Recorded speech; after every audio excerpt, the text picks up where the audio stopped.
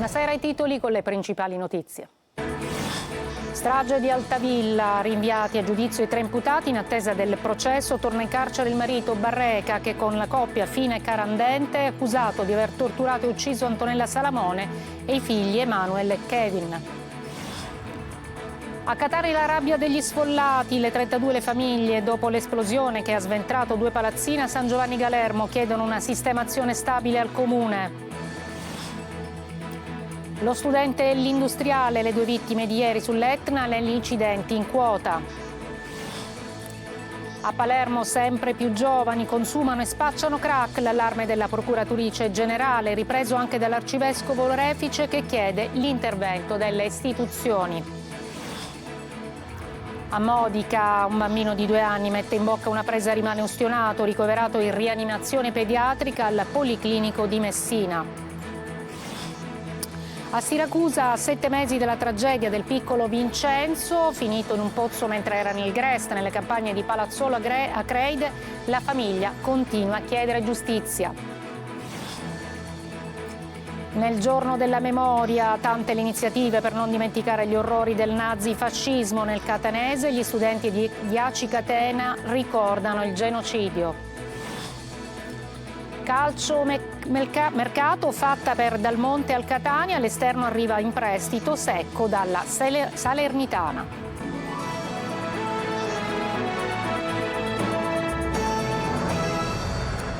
Eccoci, buonasera. Dunque, rinviati a giudizio con l'accusa di omicidio volontario, Giovanni Barreca, Sabrina Fina e Massimo Carandente dovranno rispondere della strage di Altavilla Milicia, in cui durante un esorcismo furono uccisi Antonella Salamone e i figli Emanuele e Kevin.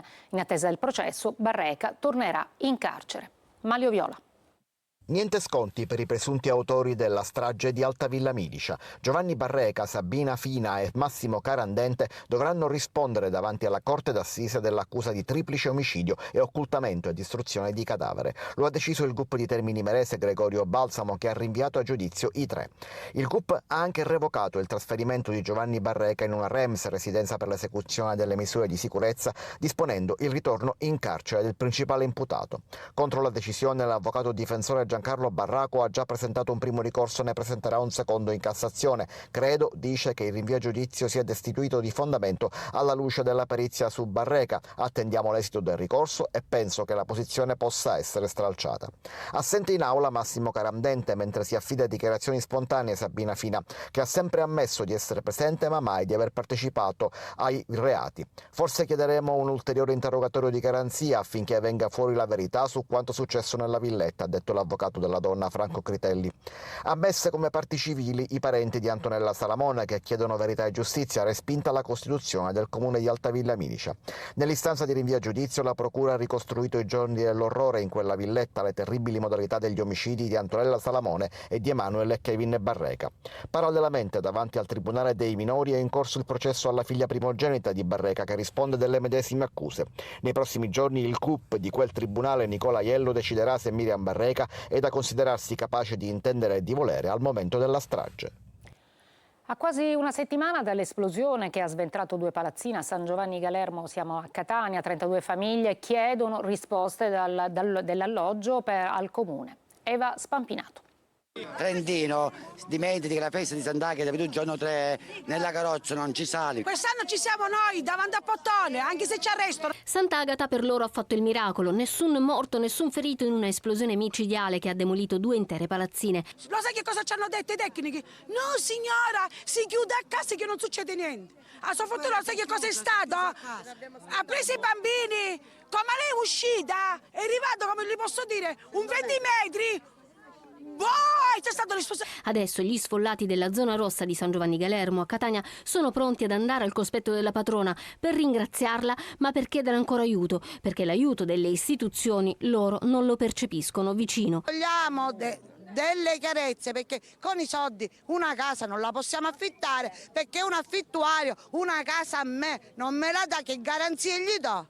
Il Comune ha chiesto alla Regione dei contributi per finanziare il pagamento mensile di un affitto, ma nessuno ha fiducia. Gli sfollati non credono alle promesse e gli affittuari di casa non si fidano del pagamento da parte del Comune. Le persone che hanno un appartamento, come glielo affidano a loro? Voi già avete provato a contattare qualcuno per farvi affittare una casa? Mi hanno detto di no, che non l'affittano, non ce l'affittano, guardi che la possiamo pagare, no, non ce l'affittano. Hanno degli appartamenti, delle ville chiuse alle persone mafiose, ai pentiti. Se loro questi qua li aprono a noi, per loro il costo è zero. A quasi una settimana dall'esplosione ci sono ancora 32 famiglie senza casa. Qualcuno non la vedrà più perché sono solo macerie, altri non sanno quando e se potranno rientrarci. Tutto è sequestrato dalla procura per le indagini. Intanto, tra incubi, ansia e incertezze, hanno trovato alloggio qui, in un residence della Playa, messo a disposizione della protezione civile, ma la situazione è ancora temporanea. Ho paura. Sinceramente forse è la prima notte che ho dormito realmente, perché vengono incubi o comunque quando una prova a dormire l'ansia prende il sopravvento. E mentre anziani e bambini questa mattina sono rimasti al residence, tutti gli altri aspettavano qui un assessore che non è mai arrivato. Lo studente e l'industriale sono le due vittime di ieri sull'Etna, decedute in due distinti incidenti in quota. Si tratta di Danilo Marletta, 17enne catanese, e di Nicola De Cardenas, 60enne milanese, presidente dell'Asso Lombardia di Pavia. Orazio Longo. Un ragazzo che stava studiando per costruirsi una vita e un uomo che in qualche modo la sua vita l'aveva realizzata attraverso un percorso di successo. Lo studente e l'industriale, e questo è il profilo delle due persone che hanno perso la vita negli incidenti avvenuti domenica sull'Etna. Danilo Marletta, così si chiamava il giovane 17enne, frequentante il liceo Boggio-Lera di Catania, che assieme ad altri due escursionisti è precipitato per un centinaio di metri lungo un vallone nella zona della schiena dell'Asino, attorno alla Valle del Bove. Soccorso, intubato e rianimato per un arresto cardiaco mentre veniva trasportato in elicottero all'ospedale Cannizzaro e purtroppo deceduto poche ore dopo il ricovero. Sul posto i vigili del fuoco che hanno utilizzato l'elicottero Drago e un Verricello, il personale del 118, la Guardia di Finanza e il soccorso alpino. Il dolore è forte tra chi lo conosceva e corre anche sui social. Lo ricordano come un ragazzo solare che amava la montagna e che non era nuovo alle passeggiate sull'Etna a piedi e in mountain bike. La dinamica dell'incidente va ancora chiarita del tutto e resta al vaglio degli inquirenti. Nicola De Cardenas aveva invece 60 anni, viveva a Milano ed era amministratore delegato della Dexa SPA, un'azienda di Voghera, presidente della sezione pavese di Asso Lombarda. Lo sci era una delle sue grandi passioni. È caduto su un pendio ghiacciato a 2700 metri d'altitudine, tra il rifugio Citelli e l'osservatorio Pizzi di Neri, e ha battuto violentemente la testa al suolo. Si trovava in gruppo, inutile il trasferimento al Cannizzaro, dove è giunto morto. L'industriale era molto noto in Lombardia. Sui giornali il cordoglio da parte del presidente di Asso Lombarda, Alessandro Spada. Dolore è stato espresso anche dal presidente della regione Lombardia, Attilio Fontana. Sempre più giovani si avvicinano al crack consumandolo e spacciandolo. L'allarme è lanciato dalla procuratrice generale di Palermo. Anche gli fa eco l'arcivescovo Lorefice, che dice che le istituzioni devono fare qualcosa. Marco Gullà. Le statistiche dell'ultimo anno giudiziario parlano di un drammatico incremento del numero di minori che cadono nella rete della criminalità. Giovanissimi si sono resi responsabili di reati contro la persona e le piazze di smercio del crack sono in continua proliferazione, ha detto la procuratrice generale di Palermo, Lia Sava. Giovanissimi e crack, un intreccio letale. E poi il fenomeno delle mamme che producono proprio il crack in casa e lo fanno spacciare ai figli. Di dire, questa è una cosa veramente inquietante, una mamma che sa cosa significa affrontare una gravidanza, crescere un figlio, crescerlo sano, amarlo e volergli bene, che possa vendere la morte ad altri figli che potrebbero essere i loro figli. Una battaglia, quella contro il crack, portata avanti anche dall'arcivescovo Corrado Lorefice. Forti i suoi strali. In occasione dell'ultimo festino di Santa Rosalia occorre l'impegno delle istituzioni, ribadisce. Ciò che è necessario nella nostra città è la sfida delle istituzioni. Se manca ciò che è necessario, il lavoro, la casa, il pane, altre istituzioni parallele come la mafia, perché su questo sta impiegando di nuovo sull'industria della droga, avrà tutto il potere di schiacciare i nostri cari ragazzi illusi, ma anche le famiglie, per cui è chiaro che qui c'è un lavoro che tutta la città, in particolare le istituzioni, sono chiamati a fare. Mette in bocca una presa elettrica, un bambino di 2 anni rimane ustionato a Modica, adesso è ricoverato in rianimazione pediatrica a Messina. Veronica Barbarino. Avrebbe messo in bocca una presa elettrica e ne è rimasto folgorato. Accade a Modica ad un bambino di 2 anni, condotto dai genitori al pronto soccorso dell'ospedale Maggiore, ha riportato ustione del cavo orale e del labbro ed edema orofaringeo. Dato il peggioramento delle condizioni, il piccolo è stato poi trasferito in elisoccorso al centro ustioni del Policlinico di Messina e ricoverato in rianimazione pediatrica. In questo momento il bambino è in terapia intensiva pediatrica, in prognosi riservata, è intubato, sedato e in ventilazione meccanica. La situazione è critica e chiaramente soltanto nelle prossime ore capiremo come evolverà. L'incidente è avvenuto a casa e sono stati i genitori a dare l'allarme. Nonostante tra le pareti domestiche ci si senta al sicuro, secondo l'Organizzazione Mondiale della Sanità il 20% dei ricoveri in età pediatrica è dovuto a un incidente domestico. L'età più a rischio è quella compresa tra i 2 e i 4 anni e la causa principale di infortunio è la caduta o lo scivolamento su pavimenti e scale. Seguono gli infortuni per soffocamento o ingestione e quelli originati proprio da cause elettriche, dovuti, a più delle volte, a impianti non a norma nelle abitazioni o abitudini scorrette. Sono passati 7 mesi dal giorno della tragedia in cui perse la vita il piccolo Vincenzo, finito in un pozzo mentre era nel Grest, nelle campagne di Palazzolo Acreide, nel Siracusano. La famiglia continua a chiedere giustizia. Francesco Loi.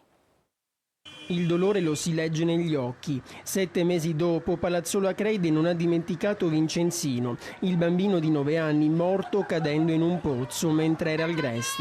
Una tragedia che in quei giorni di fine giugno fece il giro d'Italia.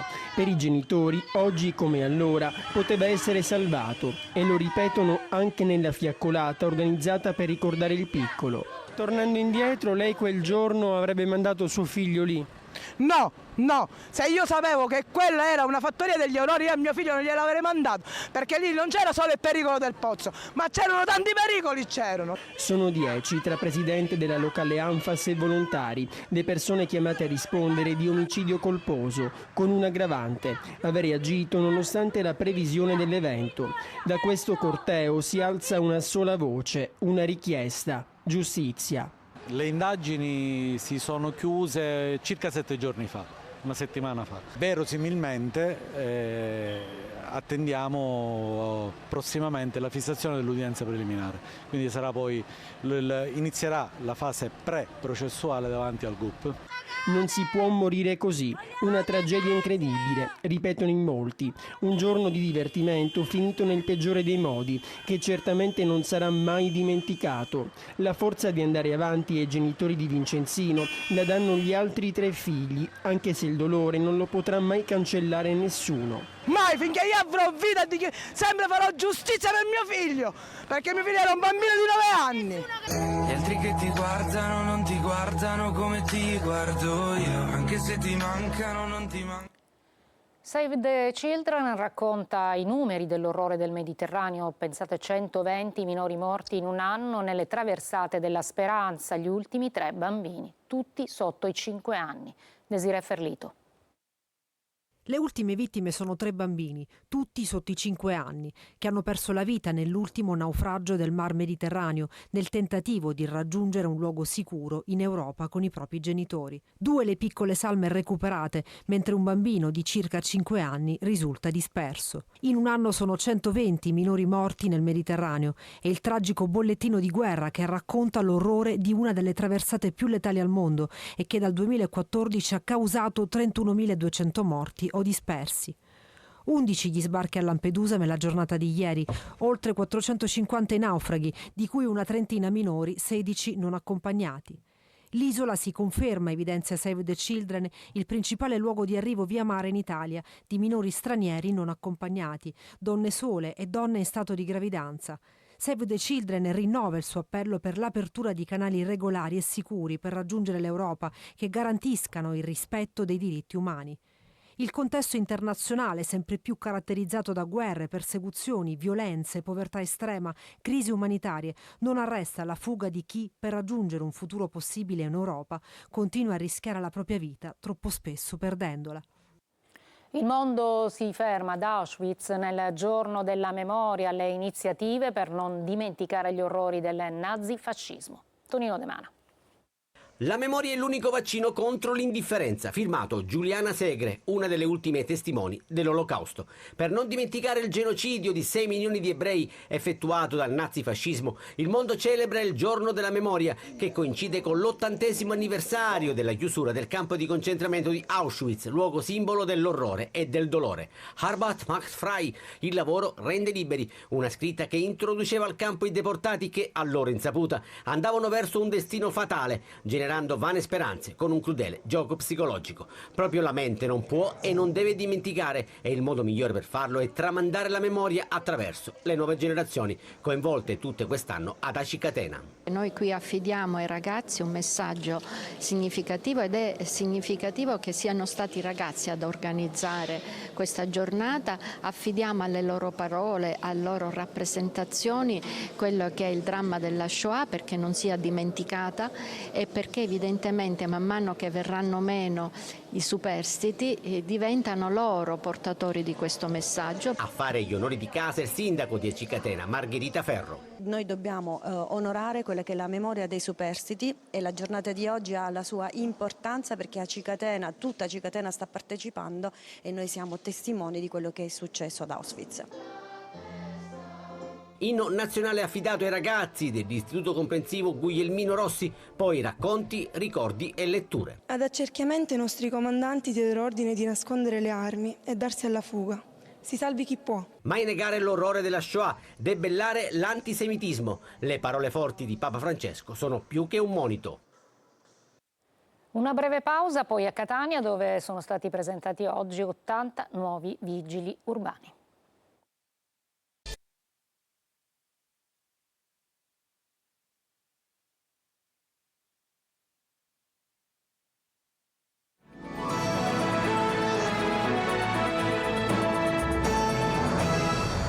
A Catania presentati questa mattina 80 nuovi vigili urbani reclutati mediante il concorso pubblico bandito dal Comune dopo 34 anni. Nuovi agenti, scelti tra circa 6.000 partecipanti, saranno operativi su strada durante la festa di Sant'Agata. Hanno tutti un'età media di 35 anni circa e sono tutti laureati. Il sindaco li ha richiamati al senso del dovere con un invito al rispetto della città.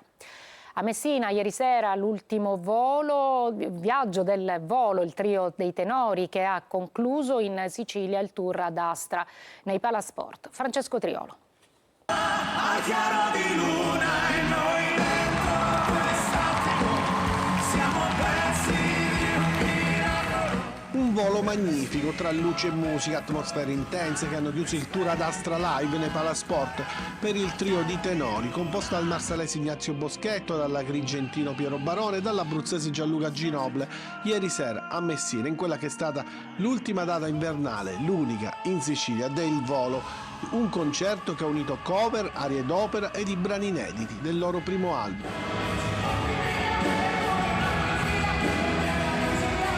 Un viaggio deciso, dal successo sanremese dello scorso anno con Capolavoro al Nessun Dorma di Puccini a brani conosciuti in tutto il mondo, Who Want to Live Forever, Rocketman, The Show Must Go On, Se, da Nuovo Cinema Paradiso, Se Telefonando, The Sound of Silence, Alleluia e Miserere. Hanno fatto sognare, cantare ed emozionare un Palla Rescifine a stracolmo, alternando esibizioni in trio a performance da solisti.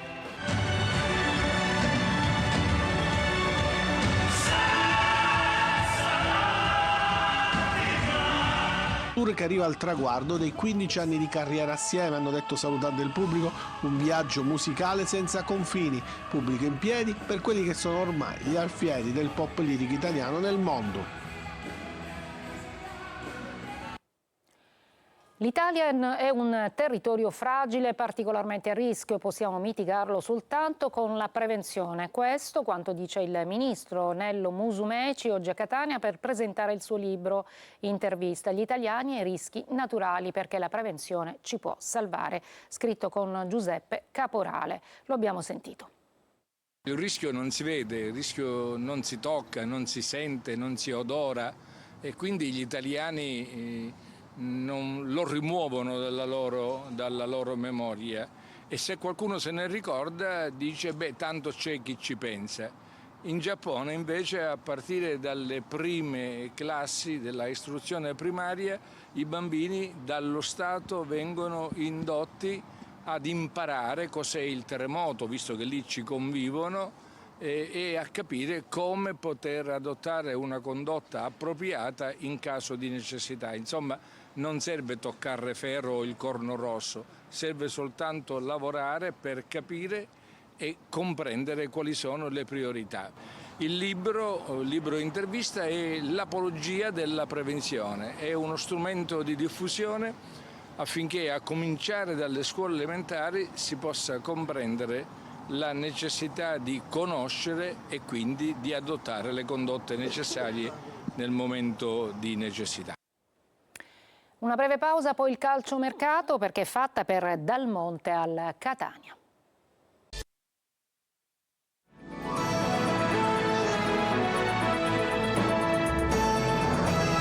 Ecco, c'è il calcio, il Catania vince col Giuliano, la prima gara dell'anno solare, ora si tuffa sul mercato per completare un organico che ha bisogno di tanti innesti. Intanto è fatta per Dal Monte dalla Salernitana. Marco Carli.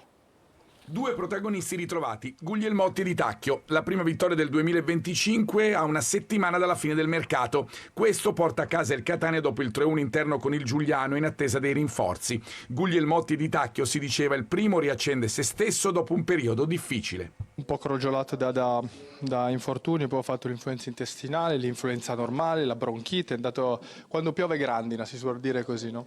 I due gol dell'esterno di destra in appena 5 minuti mettono sui binari giusti la partita. La rete non arrivava da ottobre, è l'unica finora segnata col Catania da Guglielmotti in casa della Casertana. Tant'è vero che il giocatore viene pure coinvolto nei rumors di mercato. Io ci sono, altro che se ci sono, quindi potete dirmi quello che volete, ma non sarà mai un problema per me. A proposito di mercato, è fatta per Dal Monte dalla Salernitana, arriva in prestito, in attacco dovrebbe arrivare anche un altro giocatore, servono innesti anche in difesa e forse a centrocampo dopo l'altro stop di Sturaro. Poi si lavora sulle disattenzioni, troppi gol concessi in rapporto alle occasioni degli avversari, è successo ancora col Giuliano, primo tiro e subito rete. Nella ripresa il rischio pareggio e poi un finale ottimo con la traversa di Inglese e la rete di lunetta. Di Tacchio, tornato titolare, guarda al futuro. Dobbiamo dare solo continuità, non abbassare la guardia e cercare di ricostruire una mentalità che ci porterà a tanti risultati, ne sono sicuro. Sconfitta pesante per il Palermo, piegato 2-1 dalla Reggiana al Mapei Stadium. Dionisi dice: abbiamo fatto diversi errori. Marco Gullà. Decollo fallito, si torna in pista. Il Palermo perde a Reggio Emilia e torna nuovamente a interrogarsi su cosa non va. Il 2-1 della Reggiana è maturato anche per errori piuttosto gravi della difesa rosanero, sia in occasione del primo gol di Lucchesi che nel secondo di Sersanti. La rete di Geccaroni, del temporaneo pareggio, aveva illuso e soprattutto fatto credere ad una reazione del Palermo che invece non c'è stata. Non volevamo questo risultato. Dopo 2 risultati positivi in casa era arrivato il momento di fare il risultato fuori casa e non ci siamo riusciti, un po' per demerito nostro sicuramente, perché abbiamo preso 2 gol molto evitabili e quel che hanno condizionato poi tutta la partita e il secondo tempo soprattutto, perché riprendere il secondo tempo e prendere quel gol lì brutto da vedere, non abbiamo mai concesso una cosa del genere e mi dispiace. Il Palermo ha avuto diverse occasioni per pareggiarla, in particolare con l'Eduaron, sprecone però sia nel primo tempo che nel secondo tempo. Poi ci ha provato anche Ranocchia, ma la sua punizione ha solo messo i brividi ai tifosi della Reggiana. Abbiamo avuto delle opportunità, però poi quando le partite le devi rincorrere, l'altra squadra fa di tutto, perché giustamente ha le qualità per mettere in difficoltà, ma soprattutto fa di tutto per non farti giocare, poi la partita diventa difficile come è stata. Mercato, in arrivo Magnani e poi Giampalo. Il difensore del Verona farà le visite mediche nelle prossime ore. L'attaccante finlandese giocherà la sua ultima partita con il Venezia e poi imboccherà la strada per Palermo. Rosanero che dovrebbero chiudere con il Venezia anche lo scambio di Achite Candela. È tutto per questa edizione, grazie per l'ascolto e buona serata.